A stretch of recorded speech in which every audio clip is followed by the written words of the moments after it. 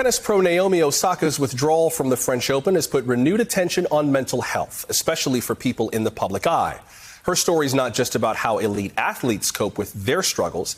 Many people working to manage anxiety and adversity can probably relate. Retired NBA champion Chris Bosh knows all about competing at the highest level. His new book, Letters to a Young Athlete, addresses mental health among many other things. Its focus is advice for young athletes, but it has wisdom for anyone looking to raise their game, whatever arena they're in. Chris Bosh joins us now. Chris, welcome to the program. Glad to have you.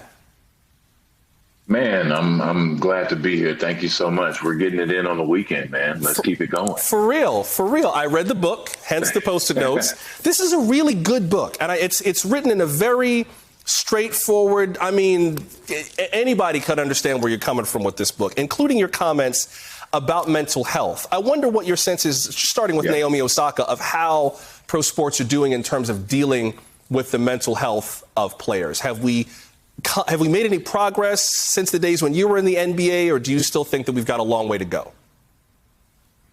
Well, we've made progress, and there's still a long way to go. Before, it was taboo to talk about these things. It was taboo to talk about self-care, and that's even physical self-care, because you're pounding your knees and your ankles and your joints out there trying to be the best basketball player you could be. And so, I even talk about that in my book as well, how it was taboo for a younger player to be interested in taking care of his or her body. And so, it's great that we're talking about these things now, but they're new. And so when things are new, we know how that is. We have to interpret them. It takes a while. And we're just not getting to a point where we're having a conversation about it, which is great, but we have to continue it and keep putting the work in. Yeah, you note on page 136 in the footnote, it's worth saying here, too, that taking care of your mental health is essential, too. You saluted Kevin Love and other players who are bringing more attention to that. And you write, it doesn't matter how great a shape you're in. Depression, anxiety, harmful thoughts, they can upend your life and career worse than any injury. So don't play through them or ignore them. Get help. Take it seriously. You deserve to feel good inside. Chris, I think that's why a lot of people really rallied to Naomi Osaka's side in this. But I wonder what your sense is of how you balance those pressures. Those press conferences are how a lot of younger players, newer players, around her age, around her stage in their careers, get noticed. So maybe there's a balance to strike.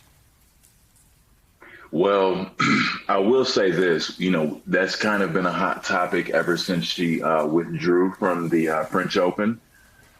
It hadn't occurred to me that she had that moment in the U.S. Open and got booed. Now, I want a lot of people to understand that. Everybody who's watching this, I want to understand something. You finally reached the pinnacle of your dreams. You're playing your hero, that by the grace of the higher power, you actually win, and you get booed after the match. You didn't do anything wrong. You've been working your whole life to get here, and you get booed. I more so understand where she is and how she can have a distaste for the ancillary things that have come her way. Yeah. Because, she's done nothing but work hard and accomplish her dreams. And sure, there are things that she has to handle, but I understand that a little more. So, she needs to take the time for herself.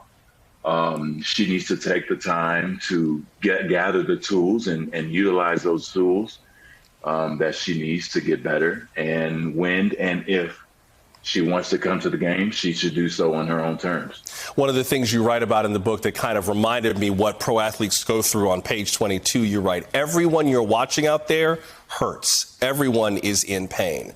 Still remember what our team president, Pat Riley, liked to say, scratch the depths of your soul and see what's there.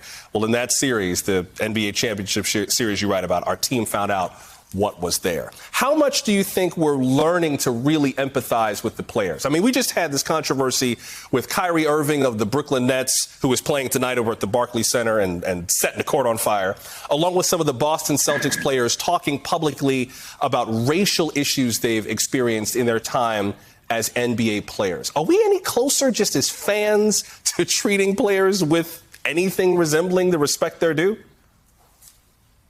Yeah, we are close. And look, I don't want a couple of fans or a few fans, to damage the reputation and the work that the true fans who enjoy the game, who bring their children, who are season ticket holders. I don't want to mar them, right? I don't want the actions of a few people to mar that.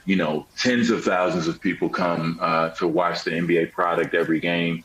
And so, if a few people are acting up, I don't want that to mar that. But with that said, yeah, there is some behavior. And I mean, it's been shocking to kind of watch in the past couple of weeks the behavior of a couple of fans, because it's like, man, you're going to ruin it for everybody, right?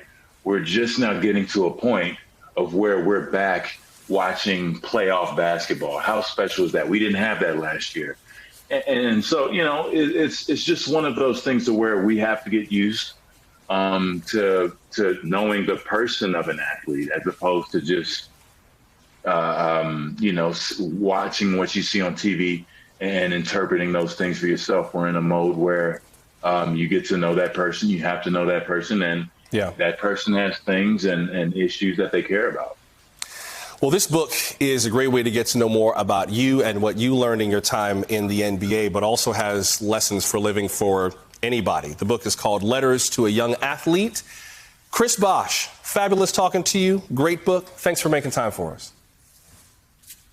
Thank you very much for having me.